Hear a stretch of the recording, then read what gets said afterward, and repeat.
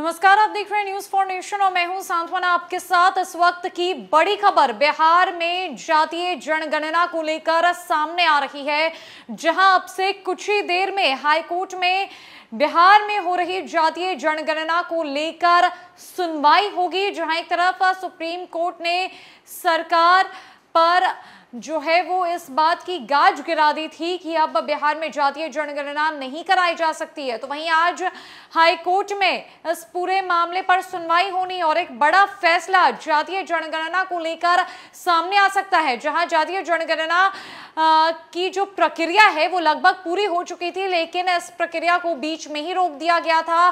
सरकार अपने फंड से करा रही जातीय जनगणना पर कोर्ट ने रोक लगा दी थी। बताते चले कि गर्मी की छुट्टियां खत्म होने के बाद बारिश की बूंदों के बीच सोमवार को बिहार में सामाजिक राजनीतिक माहौल गर्म रहेगा।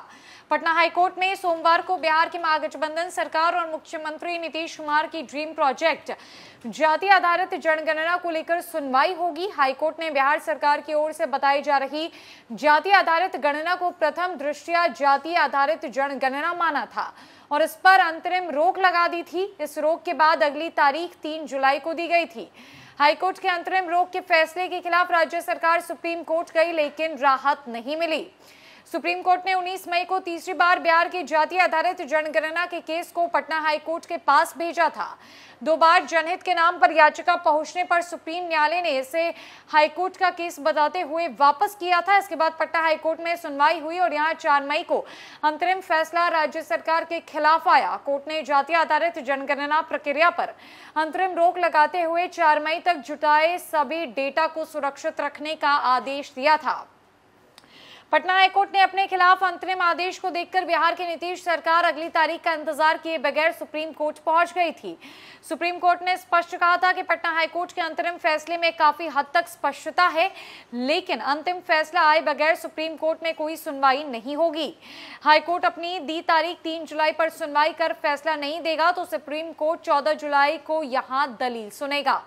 बताते चले कि पटना हाईकोर्ट ने 4 मई को जहां तक सुनवाई कर अंतरिम आदेश दिया, उससे आगे अब 3 जुलाई को बहस शुरू होगी। पिछली दफा राज्य सरकार का पक्ष हाईकोर्ट में बहुत मजबूती से नहीं दिखा था और ये बात भी सामने आई थी कि सरकार को अपने खिलाफ फैसले का आदेश था। यही कारण है कि राज्य सरकार ने अंतरिम फैसले के बाद 3 जुलाई की तारीख लंबी बताकर एक बार ये भी अपील की थी कि जल्द सुनवाई कर अंतरिम फैसला दिया जाए। तारीख की अवधि घटाने को लेकर सरकार की याचिका बेकार गई थी। कोर्ट ने इसमें भी कोई राहत नहीं दी थी। बिहार में चल रही जाति आधारित जनगणना पर आज हाईकोर्ट बड़ा फैसला सुना सकती है। जहां 4 मई को अंतरिम फैसला नहीं आया था और इसकी अगली डेट 3 जुलाई को दी गई थी। आज वो तारीख है और आज एक बार फिर बहस शुरू हो सकती है। देखने वाली बात तो यह होगी कि सरकार का पक्ष कितना मजबूत होता है। क्या बिहार में सरकार के फंड से जो जाति आधारित गणना कराई जा रही थी उस प्रक्रिया पर रोक लगी रहती है या फिर प्रक्रिया की एक नए सिरे से शुरुआत होती है। फैसला किसके पक्ष में आता है वो अब से कुछ देर में सबके सामने स्पष्ट हो जाएगा। फिलहाल के लिए इस बड़ी अपडेट में इतना ही है। न कई खबरों के लिए हमारे साथ बने रहे न्यूज फॉर नेशन में। नमस्कार।